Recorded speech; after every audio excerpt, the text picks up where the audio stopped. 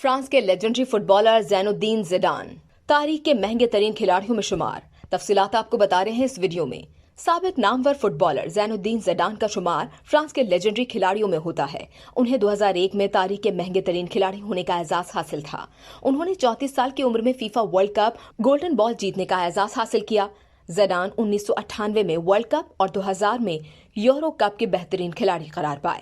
زیڈان کے عالمی فٹ بال کپ 2006 کے بعد پیشہ ورانہ فٹ بال سے ریٹائرمنٹ کا اعلان کر دیا گیا۔ الجزائری نژاد فٹ بالر کھیل میں نمایاں کارکردگی دکھانے کے بعد 2014 سے 2021 تک ہسپانوی کلب ریال میڈرڈ میں مینیجر کے فرائض انجام دیتے رہے۔ وہ اپنے کلب کو لا لیگا، سپر کوپا ڈی اسپین، 2 بار یویفا چیمپئن لیگ، 2 بار یویفا سپر کپ اور 2 بار یویفا کلب ورلڈ کپ کے جیتنے کا اعزاز دلوا چکے ہیں۔ اس کے علاوہ زین الدین زیڈان 2017 میں گلوب اسکور ایوارڈ اور world manager of the year کا ایوارڈ بھی جیت چکے ہیں۔